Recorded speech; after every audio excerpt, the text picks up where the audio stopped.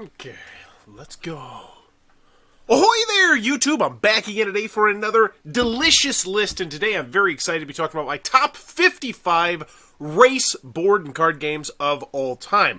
So as always with these lists, I do them every 10 p.m. Eastern Standard Time on Saturday nights, and I decide one specific type of board game. I go to boardgamegeek.com, the most comprehensive, best board game website on the planet.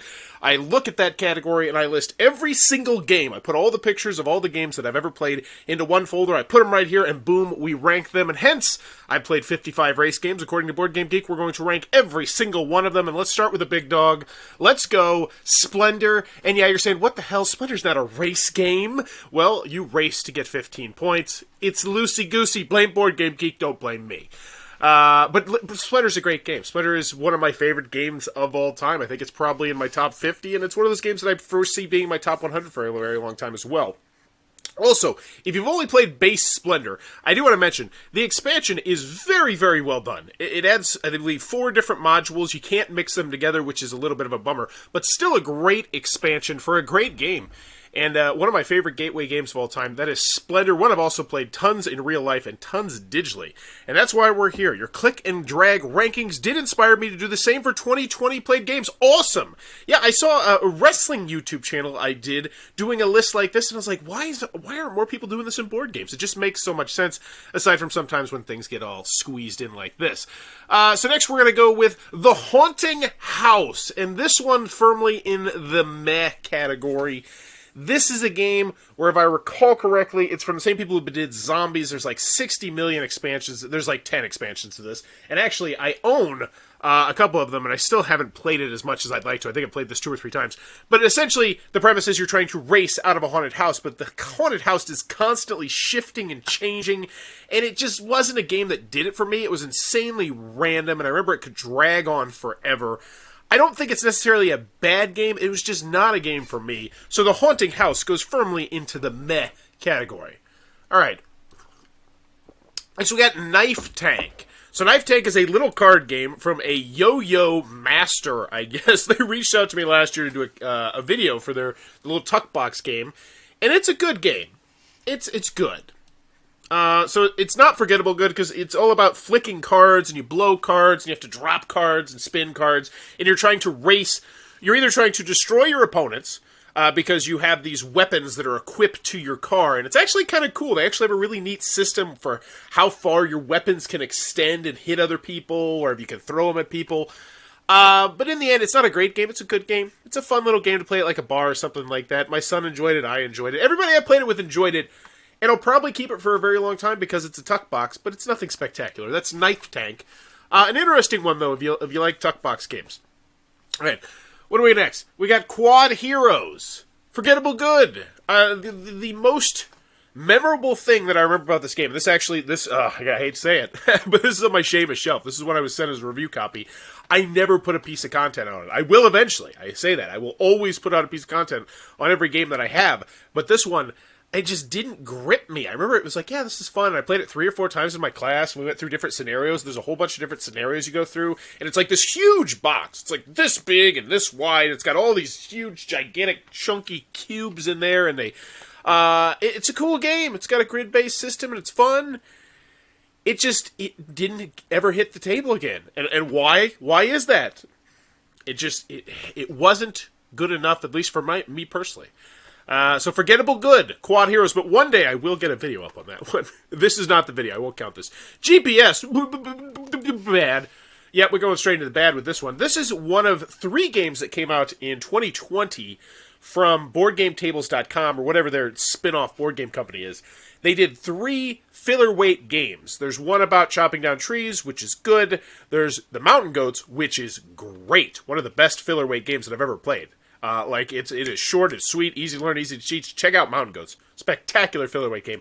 And then GPS, which I wanted to love. I was very excited. We played all 3 at one time. Me and my buddy Brandon did because he ordered the Kickstarter.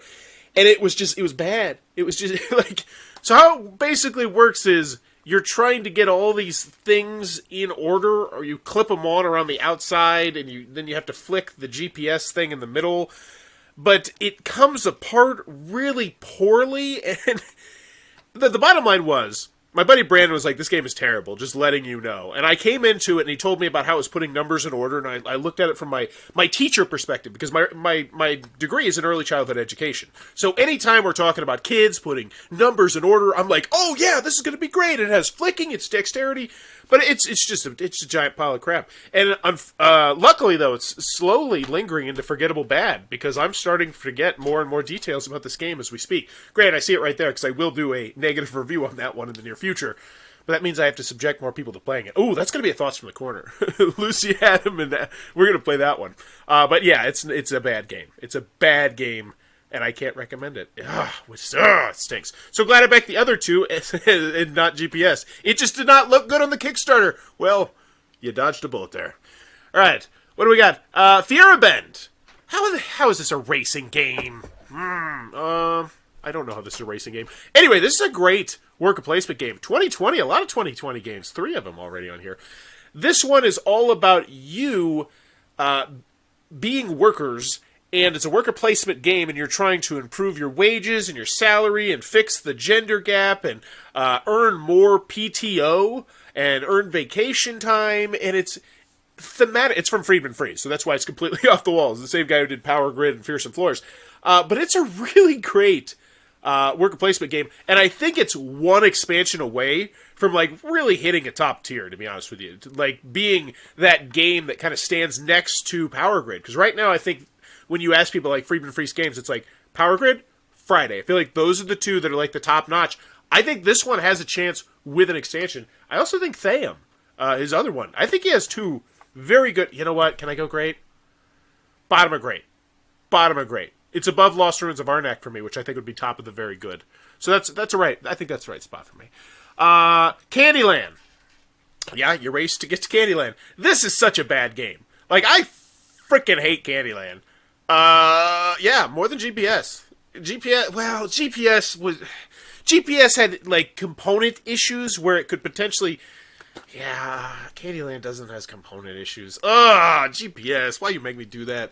Candyland, though, and let's just rephrase, I love children's games. It's just there are so many better children's games than Candyland. Candyland is a pile of crap. I hate Candyland. It is so lazy. It is so swingy. It's just like, oh, look, you got this one guy, so you go ahead 200 freaking spaces, and it's, and it's just... and here's the other thing. This is a really kind of an odd one. I've had more issues with kids trying to cheat in Candyland than any other children's game I've ever played. And that is quite literally hundreds upon hundreds of children's games I've played with kids. And for whatever reason, Candyland just brings out the demon in these children where they're like, oh, I picked up 2. And it's like, yeah. It's like, oh, what are you doing, Billy? I see through the charade, Billy. Plumpy scared me in Candyland as a child, little green dude. Yeah, it was a freaky looking game. But Candyland, it is not a good game. And I wouldn't put Monopoly down here. I wouldn't put Scrabble down here or Sorry down here. It's not that I'm just hating on these mass market games. I want you to know that. I legitimately hate Candyland with a vehement passion. I also hate Karma Race. This game was really bad. It sucked. Like, I don't want to pull punches here. It was crap. And I don't remember why. It was this racing game where you had to race, and if you really want to know why it was crap, I did a review on it.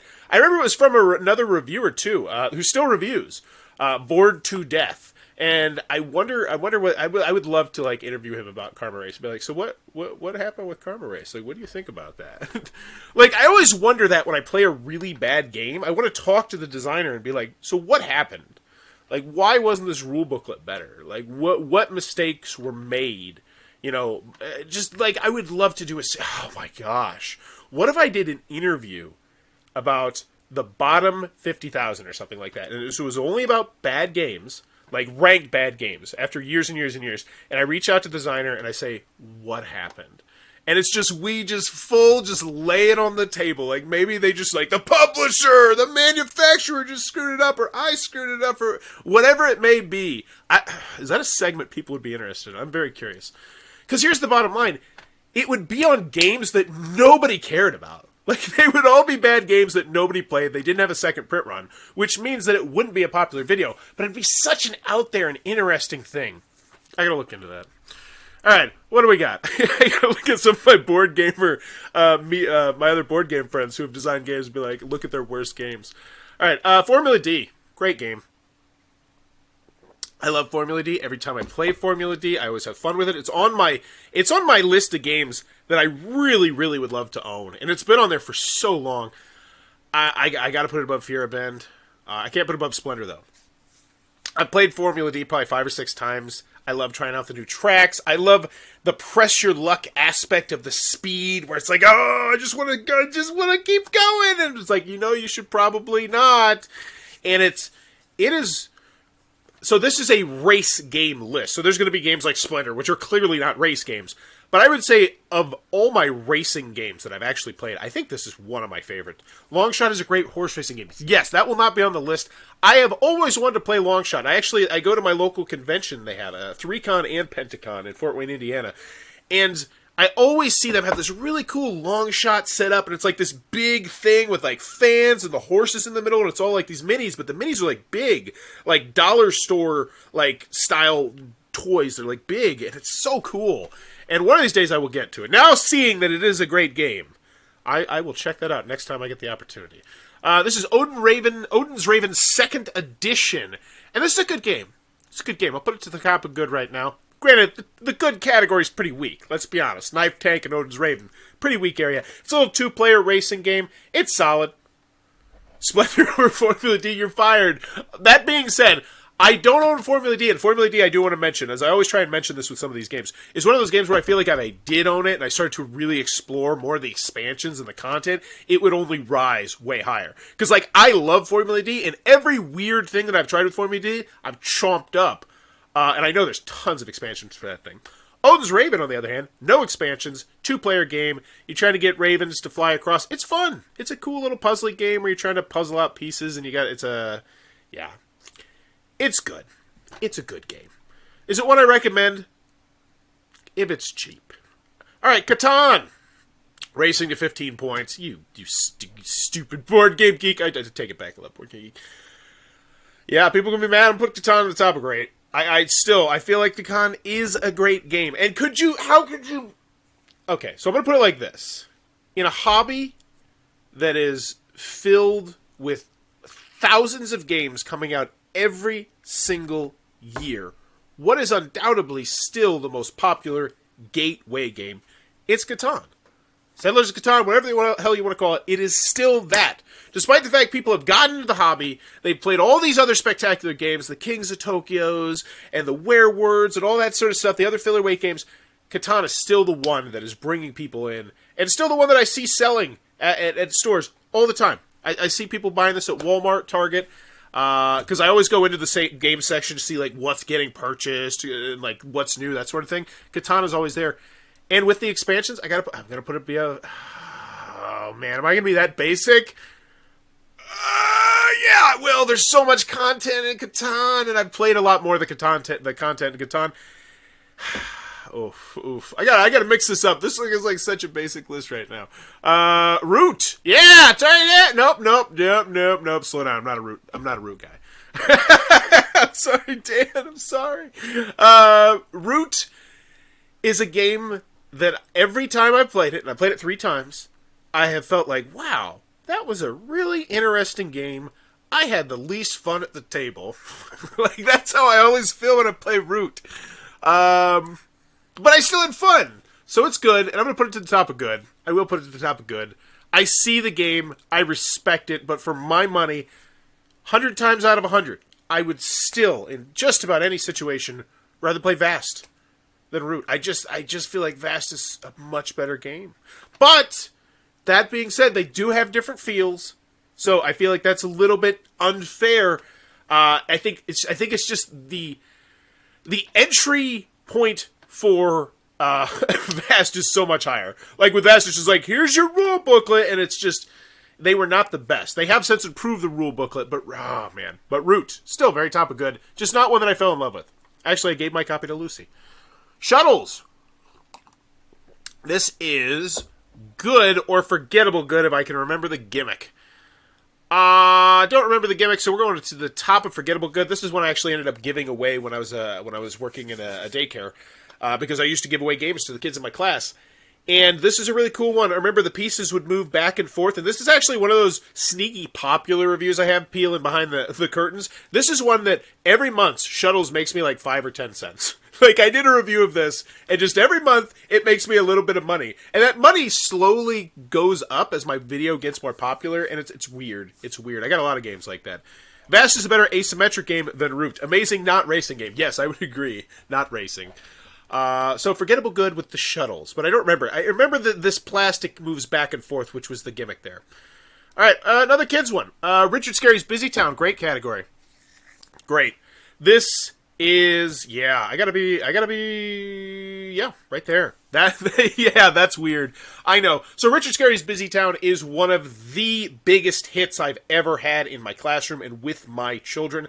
I have played Richard Scarry's Busy Town with, no exaggeration, hundreds of kids, and every single time it goes over well. So it folds out to this giant 6-foot board. So you have like these huge puzzle pieces. And so it makes this giant 6-foot board. I think it's like 6 foot by maybe 2 feet wide. So it's a huge area that the kids can look at. You can have it on the floor, you can have it on the table if you have a big table, and you're going around. It's an I Spy game based in the Richard Scarry's universe. The artwork is spectacular, and there's all sorts of silly, cute little things going on in there. It's one of the best children's game you can buy, period. And it's just because of the gimmick, this gigantic puzzle that you put together. And the puzzle's not hard to put together. It's not about a puzzle game. And it's also a game, though, too. It's not just like fluff. It's a racing game where you're trying to get to the picnic before these pigs eat all the food. Because these stupid pigs, yeah, they eat all your freaking food. And so it's fun. And it's easy. I will say it's stupidly easy, which that is my most negative aspect about this game. It's a mini review, I guess. But if you have young children, Busy Town, Richard Scarry Busy Town, I see it, and I think they've done some other versions. Spectacular. Just excellent, excellent. Not excellent, excellent, is Gumbo Rally, which goes into the meh. I honestly am leaning towards forgettable bad a little bit, but I played it twice. This is one of the first board games I ever got. It comes in like the small box. I can actually see it right over here. I just never have got it back to the table after playing it twice and being like, I don't know why I didn't think it was good. But it didn't, and it's meh. But I'm not going to put in forgettable bad. I don't feel like I don't feel like I had that strong emotions. It was just I thought it was meh. And when you first get into the hobby, and that's the weirdest thing. I talked about this last week too. It's so weird to think about. But think about when you first got in the hobby and just how awesome the games were, and just exploring. And like, oh my gosh, these games are blowing my mind. And so when you would run into like a meh game, like, if that game stayed meh, I don't know. I think it just says a lot about the game. If you can't wow people who haven't played that many games. Dixit. Good. Good. And I've talked a lot about Dixit. And you do race and score on this one. Dixit is one of those games that I enjoy playing, but it just shows me how different my brain is. I have a attention deficit hyper disorder, and whenever there's games like where it's like, hey, what are we both thinking about right now? I'm like, oh, well, hopefully you're not on my team, because we're gonna lose. I have never won at Dixit, ever, and I never will. And other games like that, like Medium. I love Medium. Oh, such an amazing party game. Came out 2019 from a company. Obviously from a company. Spectacular, but it's like you have to be on the same wavelength with people, and I'm just not there.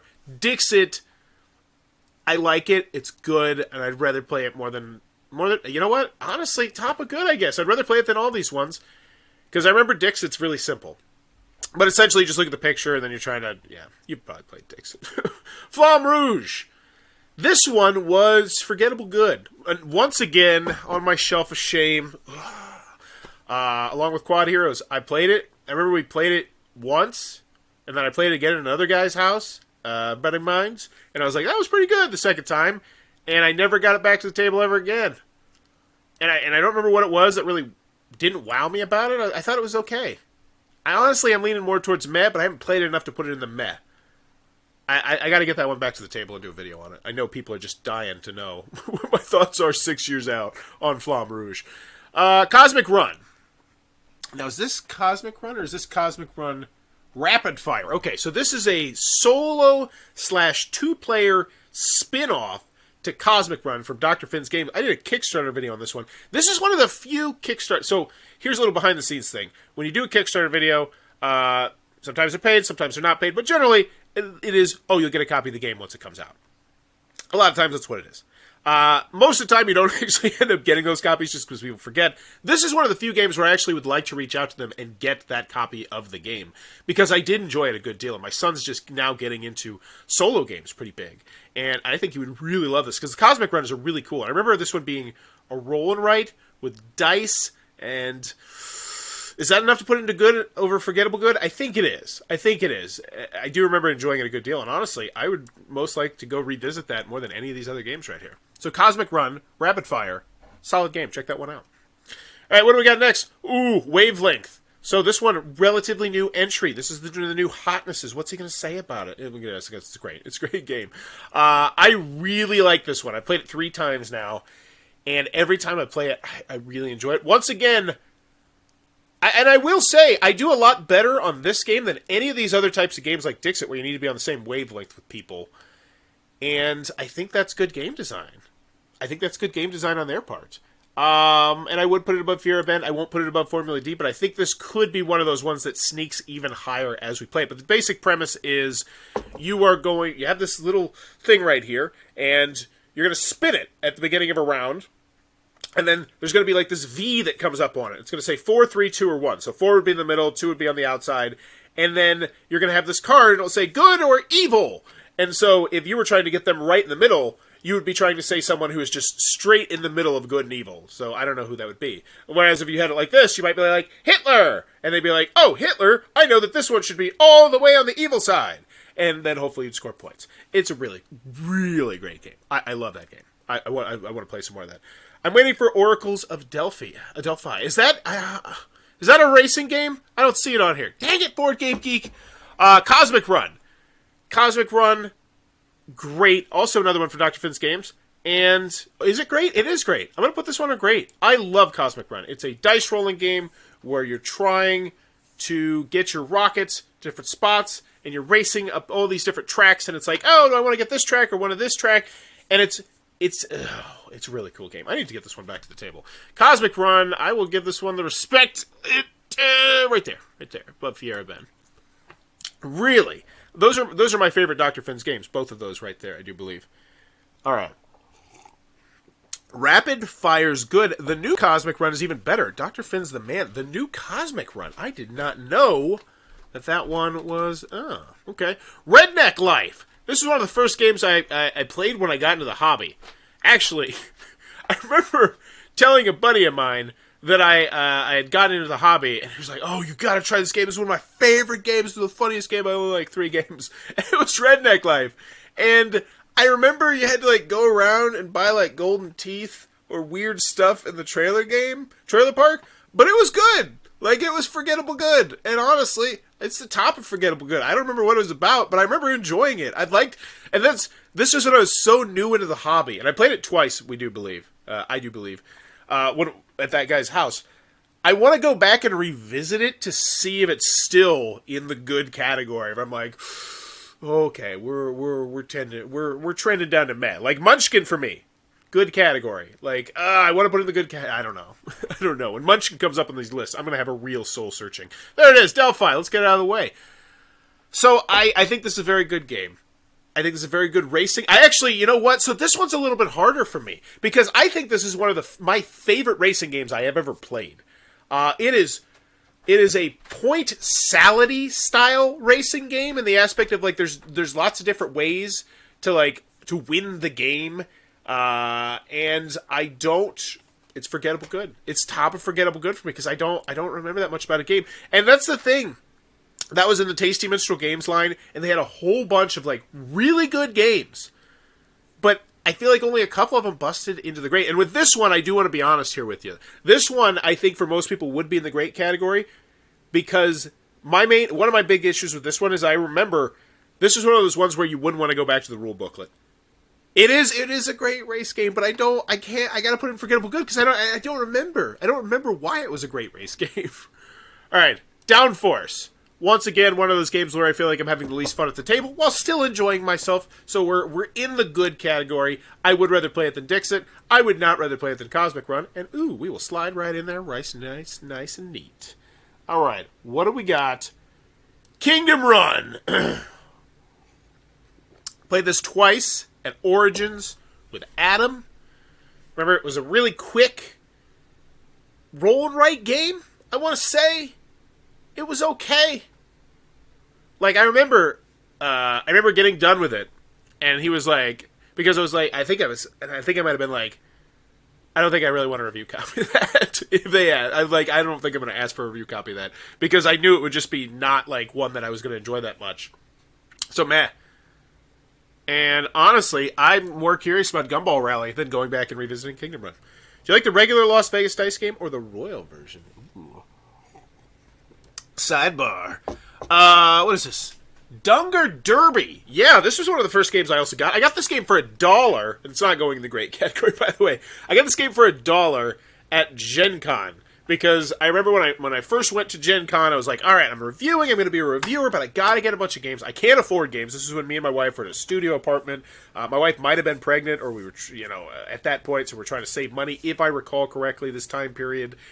And so I was like, all right, I'm going to buy a bunch of dirt cheap games because they have what are called no-ship Gen Con and Origins auctions, which pretty much means you don't have to pay for shipping. And these ones were $1 to start off with. And I bid $1 on every single thing that I could, if I recall correctly, that wasn't bid for. And I won like 12 of them. So I got like 12 games for $1. A couple of them I had to go to like $3 for. But they were mostly just crap. And this was one of them. It had like a roll-out like plastic mat, but it didn't roll back in well, if I recall correctly. And you had to move like pigs. You were racing pigs around a board, but the pigs were like these little tiny chits, and the chits became loose all the time because the board wasn't flat, and it was, was it bad or was it meh? I don't have strong enough feelings to put it in the bad category down here with Candyland and GPS, so we'll go right there. We'll go there in the meh. I remember not feeling strongly about it. I've only played the Aaliyah-based version. Oh, wait, are you talking about, yeah, I actually just played Las Vegas. No, I played something different. Never mind. Trouble, okay. So Trouble, the old school Pop-O-Matic one, gotta land your thing in the spot on the exact count, which always was the fun part. It was like, oh, I just need a 4. If I get the 4, it's like, oh, I got a 2. And there lies the issue with this game, is that most turns, especially towards the end, are you doing nothing. Like, if you're stuck in there, I have seen kids have I've seen an adult not be the happiest, but I've seen kids have huge meltdowns over Trouble just because they can't get out of the starting spot. And that's like the most frustrating feeling, because it's like, you see all these other people, and look, they've got 2 pieces out, and they're flowing around the board, and look, I got to my thing, and you're just like, I can't get a 1 or a 6, damn it! And it's just, that's not good game design. Is it a bad game, though? I guess it is. No, I have fun when I play Trouble, though. It's just, is it meh? Meh. Yeah, I'm going to go meh. We're going to go with the, yeah, I think that's a good spot right there. I can't put it bad. All right, this one I can. What was it? I want to make sure I give you the name of this, just so you are forewarned. I believe it's called Little Dead Riding Hood. Yes, Little Dead Riding Hood. This one is for the same people who did Zombies, if I recall correctly, or maybe it was Smirk and Dagger. I don't know. But I do recall that the rule booklet was a giant flaming pile of garbage. I hated the rule booklet for one reason or the other. I think we played it twice. And, yeah, we played it twice. That's right. Because the first time we were like, did we play that right? I remember it ended in some terrible way. We're like, I don't think we played that right. So we set it back up, and we replayed it. And we're like, oh, no, we did play it right. And it just wasn't good. And I'm not going to put Unforgettable bad, because I do remember the rule booklet being that bad. But I still would like to revisit it than these other ones, at least to get a review out on it. Wrong click. All right, what do we got next? Cosmic Encounter. Ooh, Cosmic Encounter. That's a heavy hitter. That's a great game. No bones about it. I used to be not the biggest Cosmic Encounter fan. I used to not see the appeal of it as much. I thought it was like, oh, it's a good game. I don't think it's as great as everyone says it is. And I was wrong. I was wrong, I do believe. I think it's a great game. And the more you add into the game, the better it gets. Yeah, Cosmic Encounter is a race game. Maybe it's because it has races. I don't know. It's a wild card list. But Cosmic Encounter, great. And where am I going to put this? Where am I going to put this? Where's this going to stop? Where's it going to stop? Where's it going to stop? Where's it going to stop? Yeah, I enjoy it more than Catan. I enjoy it more than Splendor with the higher player count. And I think that's why I'm going to put it above Splendor, because Splendor is capped at 4 players. And that, to me, limits the fun greatly. Whereas I know Cosmic Encounter, I'd be like, oh, we got 6 players. We got 7 players. We can get ourselves a crazy Cosmic Encounter game going in here. Race to 5. Yep, that's it. You race to get the 5 points. That's such a weak race. All right, Pirate Flag. This one is firmly in the forgettable good. I did a review on this game. It was a family weight game. I actually gave it away to someone, if I recall correctly. And I was like, man, this is a really solid family weight game. And it actually was a racing game, if I recall correctly. And you had flags, and you had to deal with the wind, and the wind would blow certain ways. It was one of those games where after I got it played, a couple times and reviewed, I was like, yeah, this is I'm probably never going to play this ever again.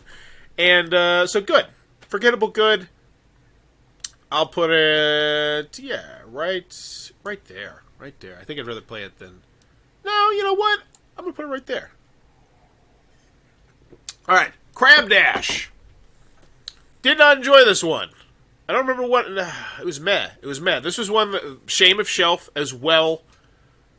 I got a review copy of it, and I played it once or twice, and we weren't wowed by it. Like, and that's the worst part, is, especially for me, if I don't really feel gripped by a game, and then I don't put a review out on it or something in like a week or two, it just shoots out my brain. Like, I don't remember anything about it. And then I know, and then this is the worst part, because like, I don't want to get it back to the table to shoot another video, because it's like, I don't want to put everybody through this crap again. And that's one of the reasons why I started to do the Thoughts from the Corner and gameplay videos. So that way that would happen less. So, Crab Dash, where do you go? It's going to go a little bit higher than Kingdom Rush. I would still rather go revisit Dungar Derby, though. I want to see how weird that game was. Because it was bad to me when I first got into the hobby. If it was mad at me when I first got into the hobby, I bet it's bad. Alright, the Manhattan Project. This is a really forgettable good worker placement game that has a really cool, interesting worker placement mechanism that I totally don't forget, and had an interesting theme. The theme came across pretty well that I also don't forget. I believe you're building a bomb. Yeah, you're building a bomb. I remember liking the theme. And I remember liking Minutes to Midnight. And I like this franchise, but honestly forgettable good. And I do own this one. They gave me a copy of it just because, I think, one time. Because they were like, oh, hey, maybe check this out and see if you like it. And I never got a video up on it. But still, very good game. I honestly, that one might be in the great category. I just don't remember. Like, it didn't hit me hard enough that I want to get it back to the table. Fearsome Floors, another Friedman Freeze. This is a really interesting programming game where you are trying to get from point A all the way up to point B in the upper corner, but there's like these monsters that go around, and so you're trying to figure out how the monsters are going to be programmed because other people can program the monsters. And I really enjoyed this one. I think it's a good game. I think it's a very underrated Friedman Freeze game. And it could, and one of the things I remember was it could get a little bit weird, like, because a lot of times you wouldn't know where the monster was going to be, but I remember it had a good sense of tension. Like, there was some legitimate, like, oh no, hopefully this doesn't happen, hopefully it doesn't get me. And when a game can give me that emotion, I do appreciate that. And I'll put it right there. No. Yeah, I'll put it right there. I still want Root to click one day. I hope that every time I play Root, I'm just like, oh, it'll click this time, and I'll love it. Not happening. Tukey. Man. Tukey stands for Generic Rock Stacking Game. I played this. I think it was from Plan B Games. Played it twice. And it was, you stack rocks, if I recall correctly. And it was okay. Forgettable good. I remember it was quick, easy to learn, easy to teach, which is nice. But I don't remember a dang thing about this game. And I'm not really particularly interested to get back to the table. Just because abstract strategy games aren't... Well, it's not abstract. It's just there's not much of a theme. You're just stacking rocks. Yeah, bottom of forgettable good. Jamaica, great game. Great game, but where does it go in the great category? I personally think I'm going to put it right there. I like Formula D better. Formula D, I think, just has more stuff that you can potentially get involved with, like especially with the expansions, whereas Jamaica does have one expansion, which I have not played. I want to play that eventually. But Jamaica is all about where you're racing your boats around and you're trying to Pick up different things, put them onto your boat. It's a really awesome game. Man, Splendor and Catan that high. I don't know. No, I think that's for me. I think that's my list right there. No Robo Rally. I have never played Robo Rally. One day, I've seen it played. I've seen it played quite a few times at Gen Con with the giant version. Clip Cut Parks. This is a really interesting game. This is a cutting game where you're trying to cut based on what were on different cards, and but yeah, you're actually physically using a pair of scissors and trying to cut, and there's like a memory aspect to it, if I recall correctly. It was forgettable good. It was forgettable good, and I would rather play it than Redneck Life. 5 packs. This game was crap. I don't remember why it was crap. It didn't get funded. It was on Kickstarter. I do remember why. So pretty much, there was one game on it that, if I recall correctly, was pretty okay. I was like, the game was okay. But the problem was, it was a 5-pack of games, and the other 4 were below that game. I did a Kickstarter preview on it. It never got funded. And I don't remember much about that game. It's kind of just been lost to time. But you go find it on Board Game Geek if you really want to know. Fiery Dragons. This is a small box Haba game. Not like super small, but like that small box Haba game. Where pretty much it was a memory game. You have a dragon that you're trying to get out of your lair to go all around the board and then get back into your lair. And I remember every time I played it, it was okay. Like, it didn't really grip me. And it didn't really grip the kids. Like, the kids always enjoyed it, but they never were, like, crazy about it. Like, I could always tell the games. Did the Syphilis game funded? I don't know. I don't know if that one got funded. A lot of times when I do Kickstarter stuff, like, I just completely, I'm like, oh, whatever. Like, it's like I'm done with it. I should probably check on that, the STD game. But Fiery Dragons, it's you know what? Am I going to go meh? I am going to go meh. I'm going to go top of the meh. I'll give it some respect there. Yes, commit. I'd rather play Tukey. It just didn't do it for me. It was one of those Haba games, one of those rare Haba misses for me. Get Bit, not. This is a great game. I love Get Bit. I could write love letters to Get Bit. It also has a 5th player expansion and some other stuff that you can add into it. And it's just the reason why I love Get Bit so much, but I will not put it above Busy Town. And I will not put it above Cosmic Encounter. But I will put it above Splendor. The reason I love Get Bit so much, especially as someone who works with younger children, is Get Bit is quite literally a game where you're going to get a handful of cards, just with numbers on it, and you just put one of those cards down. Thank you so much, One God. Much appreciated for the super chat. So I can play with a 3-year-old. They don't even know these numbers. Maybe they have like a rudimentary idea. Oh, I know that's but 2. I know that's a 3 because that's my number. And they play cards out, and then everybody flips over their cards at the same time. And if you get ties, then you pretty much just get hosed. And that's the name of the game. So a kid, literally, 3-year-old kid can play this game, no problem. 80-year-old lady, play the game, no problem. 80-year-old dude, as well, also no problem. I don't know why their gender would matter when they're 80. But Get Bit, great game. One of the best family games ever, for my money. Not the best at the lower player counts. Caveat on that. All right, Thunder Track. They sponsored me at Gen Con one year. Another game that I do not believe got funded on Kickstarter. It was a really interesting idea where essentially you would be laying out these cards and that would be the track, and you would actually have like real RC cars that you would be moving along the track, and there would be like, you know, oil spills, and you have special abilities where you could shoot people. And I remember thinking it was a pretty good game, forgettable good. No, I guess I remembered enough about the game just to put it in the good category, right? No, I don't feel that comfortable. We'll go forgettable good. I don't want... Because here's the thing. Yeah, that's weird. Why do I care? I'll put it there. Because here's the thing. I don't even want to revisit Thunder Track. Because it would be a prototype. Because I don't think it got made. Alright, Camel Up. Or Camel Cup. I don't know. It's a great game. This is one of my favorite games of all time. This is one of the games that has hit the most for me. I remember it goes up to a very high player count. I think maybe 7 or 8 players. And it plays really well at the higher player counts. If you've never played it, a very simple premise. Essentially, there's these stackable meeple camels that are moving around the board. These are not your camels. You're just a spectator gambling on camels. That's the theme of this game, is you're going to the camel races to gamble and try to get the most money. I love that theme, by the way. It's very easy to do. Essentially, you're trying to predict who's going to be in first place or last place. Both long-term and short-term. It handles how the game flows in a really cool way. It has just these really fascinating mechanism where camels can go on top of each other. So if the orange camel goes on top of the blue camel, they don't just share the space. He physically goes on top of the orange camel. And then if the orange camel moves, the orange camel then moves the orange and the blue camel. So let's say blue camel goes on top of orange camel first, then orange camel moves. It also moves the blue camel. Let's say it goes on top of white camel. Then if white camel moves, then all of a sudden, the other camels are just totally left behind. If you want to play Hot Wheels racing minis, check out Gaslands. All right. Recommendation. That does... I think I've actually heard of that one, now that you mention that, because I think it does... It's very similar. I think I saw a Facebook ad for it. Mousetrap. This one's a hard one.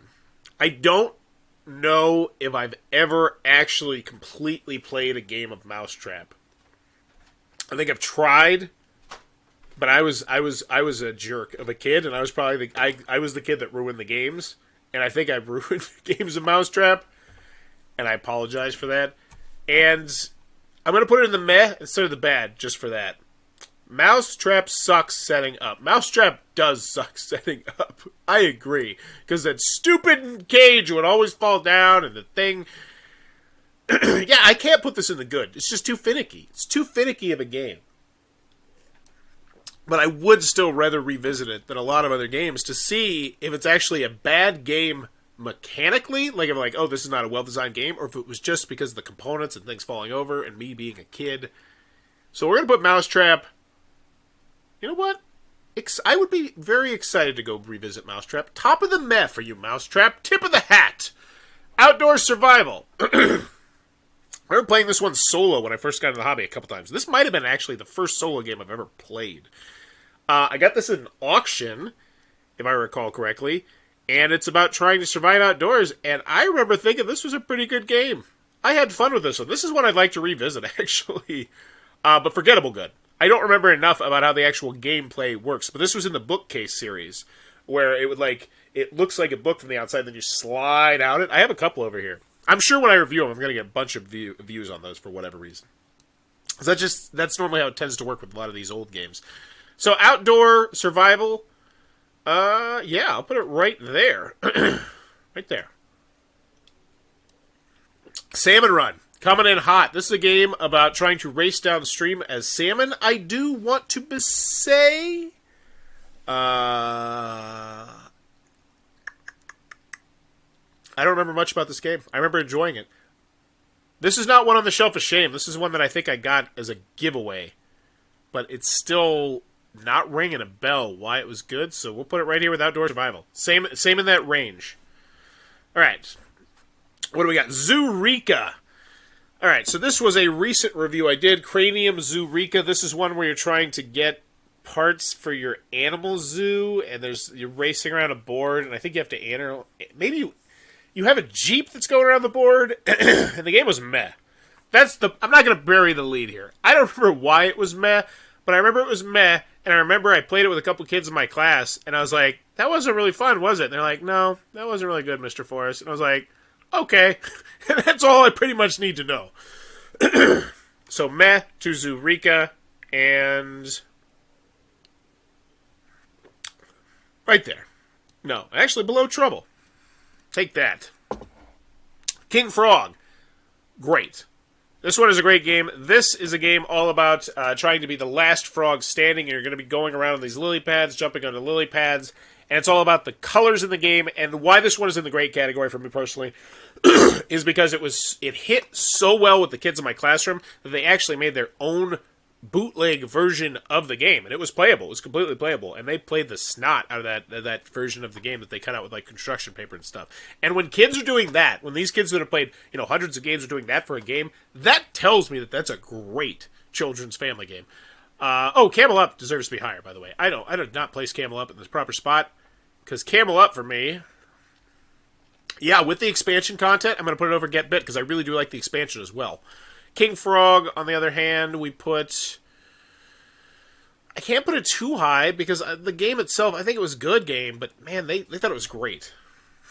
Yeah, so here we go. You know what? Nope. Now I'll give it great. Give it great. Jetpack Joyride. Another one that I did not get a Kickstarter version. So I did the Kickstarter prototype version. It was near final. Because this is from Lucky Duck Games, who does very nice prototypes. And I remember thinking, oh, it's a good game. I remember it's based on the app, and you're flying across, and you have to go up and down, and it was pretty good. You know, it wasn't anything to scream about, so forgettable good. I don't remember that much about the game, and I really don't have a desire. It's not like I would be like, hey, Vince, can I get my copy of Jetpack Joyride? I'm just so excited to get that one back to the table. I was not that excited about the game, so I'd rather cut with scissors. I'd rather go revisit Redneck Life. So right there, we put that one. Gamble Up is brilliant, and it's just. It just works so well. Like it's also one of those games. It's a little bit like Get Bit now that I think about it, where you could just get totally lucky. Like you could just be playing down cards, betting on stuff, and as long as you like have an idea, a small idea about probability, you know, it's a puncher's chance a lot of the time. And it's such a simple strategy. Man, I really do like Gamble Up. All right. Yeti Mountain. This is one where you're trying to race down a ski resort, and I remember it's from the guy who does they have like boxes of cards like this. They're small. Green Couch Games, that's it.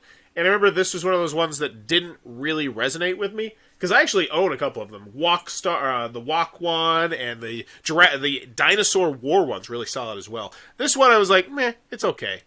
So I'm going to put this one in the meh category. I don't remember what it didn't do for me, but I know I'm going to put it some respect. I thought it was okay. Okay to good. Yeah, no. Top of meh. Commit! Ugh! Alright. Summit. This was another one where you're actually racing up a mountain, and this was Connor McGooey's first game from Inside Out Games, I want to say. And it didn't land for me that well. I remember thinking, oh, this is good. It's okay. And I don't remember why. Forgettable good. Like, I know it was a good game. I know it was a solid game, but I don't remember what exactly didn't do it for me. And I don't have that much desire to go back and revisit it.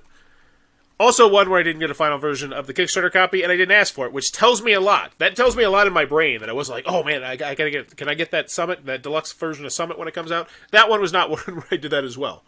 Alright. Vapor's Gambit! My first minis game. Heart.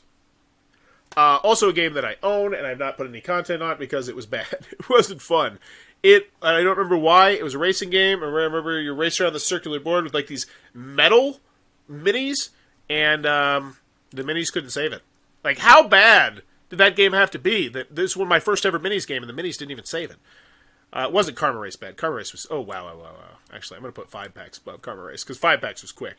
Vapor's Gambit, I'd rather... Yeah, Karma Race goes right there. I have very strong feelings about Karma Race. Alright, what is this one? Jungle Race. Yeah, this one was boring. I don't remember why I didn't like it. I think it was just insanely simple and just dull. And it was they gave me 2 games at Gen Con. They're both these small box games. I don't remember the name of the company. It might have been Cranium Creations. Don't quote me on that. Or do. I still don't care. But Jungle Race. It was boring. But it was quicker than Zoo Rica, so I'll put it right there. No, I'd actually rather visit than in trouble, because I'd like to see why I didn't like it. I guess I could go back and watch my review anyway. Minis didn't save Gotham. No, Minis did not save Gotham City Chronicles either. Dive! New racing game. Wow, the hot... Like, this one I think is not even released yet. I think it comes out later this month. Oh, no, but he's going. They sent me a copy of it, and this is a great game. Like, this is not a good game.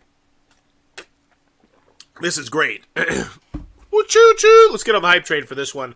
I will be honest with you and say I think this is going to be a big hit for them, and I think it's going to be a gateway game that people play for a very long time for a couple reasons. So, the basic premise of the game is you're going to have these plastic, like, sheets, these bluish plastic sheets, and they're in, like, this thing, so they're stacked up on top of each other. But on those sheets, they have, like, sea creatures, so they'll have like sharks and turtles and all sorts of different things like that, and you're trying to look at just like the top 5 to be like, oh, are there any sharks in there? Because there's also random stuff like whales and seaweeds, so you're trying to look through these transparent images to see these things, and then you're going to place these little tokens onto your board, and you have to try and stay away from the sharks and grab onto turtles and pull you forward. The solo version is actually pretty fun as well. I shot a solo video of that actually just posted yesterday. It's a pretty dang good solo game as well, and it also has A really simple children's version, and it actually can add these little tokens that'll give you like these one-time special abilities. Oh, thanks, Bab. Yeah, yeah, this is a great one. This is a great family game. Don't sleep on this one. I haven't played it enough. I've played it 4 times now, and every single time has went over really well. To put it above some of these other ones, I'm going to put it right there for now. But that one, low-key, I think is going to be one of those hits for them. I think Dive is going to be a really, really popular game. Because just the transparent, just looking through those transparencies, it's a great family game. I Spy Eagle Eye. This one, a game with a bell in the middle, so immediately you know I'm going to like it. And if I recall correctly, you flip over a card, and then you have a board, and then you're trying... So actually, you know what? I do remember, I tried to do a skip the rules on this, and I might have. And I remember the rules were really convoluted. There's like 3 different ways to play the game. One of them is just stupid. It's like a tournament mode. Like, who the hell's... Well, I guess you could. That actually does sound fun. I want to be an I Spy Eagle Eye tournament. I take it all back. But it's a really quick I Spy style game, and you get to hit the bell when you find it. And the kids enjoy it. The kids have fun. It is a good I Spy game. It's nowhere in Busy Town's freaking get out of here. This is what I was talking about. Busy Town, I found it spectacular because it's an actual game. This one is much more of just, hey, look for the stuff and ring the bell real fast, which, you know, has its place above Knife Tank, but that's as far as I can go. Poor Knife Tank. All right, what do we got here? Cyphus. Oh, goodness. Cyphus Corp. This is what I did a Kickstarter video for, Kickstarter preview. This game is boring. I did not like this game at all. And when I tell you, when you come to Bowers Game Corner, generally if there's a preview, that means I wasn't the biggest fan of the game. Not always. I do want to say Stellaris. That's like my biggest video right now. I am super hyped for Stellaris right now. But this one was just, it was boring. And it was a game where you had to like race to go talk to your 3 bosses, which are the 3 corner cards. And you had to put out Post-it notes. And we played it twice, and it was just, It didn't feel like there was a reason to really attack people, because most of the time it just felt smarter to help myself. And if someone went off on their own, it wasn't good. It wasn't fun. It wasn't fun. It was very meh. It was boring. And am I going to put it in the bad? No, I don't think it's a bad game. It was just boring. It was just bleh. So yeah, it was meh. There we go. That sound that I made right there was that one. Yeah, the syphilis one I was talking about above. I was wondering what that comment was directed at. Yeah, this one was... And then their Kickstarter. I did a Kickstarter critique on them, and it looked really shady. There was like a $10,000 level where it was just like, get a picture of us, and I think somebody took it too. And it was just like, ugh, just have a lower funding goal and just tell your friend to give you $10,000 or something. But yeah, that's neither here nor there. I would rather read, yeah. There we go. That's honest, because at least Zoo Rica, I know it's going to be quick. Okay, Seafall Fallacy. Seafall, yes. Me and Adam are going to get into Seafall one of these days. When it drops to like $15, when Seafall finally drops on Amazon to that lower price point where I'm like, I can't turn it down, me and Adam have committed to playing it. I can't wait to play Seafall. I'd just be so disappointed. And sink in so much time for a video that no one's going to care about because it came out 5 years ago. Oh, the joys of Bowers Game Corner. Lewis and Clark, this is a great racing game. I love Lewis and Clark. This is one where you are trying to race along the Lewis and Clark trail that they took. And I remember loving this game because every single card was based on real people in history, and that's in the rule booklet, and I eat that up. And a lot of it worked really well thematically. I remember it being a tight and fun game, and a game I just don't see people talking about. And quite frankly, I haven't gotten to the table in a couple of years. I want to reread the rules and play this as solo, because I really did like Lois and Clark enough that I think I would go back and revisit it solo. And for that, I will put it right there. Great game. Oh, last one. Shadows of Amsterdam. So this one I got at the Gamma Trade Show. And you want to talk about how dumb Bowers... Let's have a Bowers Dumb minute where we can talk about all the big opportunities I blew in the board game hobby. Yeah, I could have had a copy of Gloomhaven, a prototype copy. Turn that bad boy down. Shadows of Gloomhaven was one of those potential ones where I had one of the first copies of it. Like, of anybody. Like, if I recall correctly, when I got my copy, no one had any videos up on it, because I actually got it at, I believe, the Gamma, no, it wasn't the Gamma Trade Show. It was a local convention in Fort Wayne, Indiana, where I live, where I worked for Tasty Minstrel Games to help them out. This was when they sponsored me. Hey, well, what? TMG! By the way, this is the best, clothing I've ever gotten and from any board game company, without a doubt, this hoodie. But I remember getting one of the first copies of it. They had a whole bunch. They were going to give them away to the retailers first, if I recall correctly. And I was like, oh, you think I could grab one? He's like, yeah, sure. And yeah, I didn't put a video on it because we played it twice, and I was like, oh, it's pretty good. And then I just didn't want to get it back to the table. And I remember it had the same thing of like Dixit, where you had to be on the same wavelength, which turned me off a little bit. It was interesting. It's like on this big hexagonal grid type thing that you would be making. It had really good artwork, and it had a cool game, and it was good. Forgettable good. I would like to revisit this one more than Manhattan Project, partially because I feel like I do need to review it. No, let's not do that. So there you go. That was my top 55 race games of all time, and if you had Richard Scarry's Busy Town taking it down, then you win, good sir or madam. Wow. But there you go. If you enjoy what I'm doing, please be sure to click on that subscribe button down below, as I'm trying to reach 9,000 subscribers to celebrate my 9-year anniversary of making YouTube content. Also, if there's any list that you would like to see, let me know. Drop it in the comments down below. I do take suggestions. I got a bunch of folders open up here where I go through it, because it is a lengthy process. You know, to go through like 3,000 games takes a while. But I will eventually get to all the different little subsections and niches. Next week we have my top 2-player only board games of all time. Always excited about that one, even though I think Mage Wars is going to crush everything else. But, as always, thanks for your time, YouTube. Bye-bye.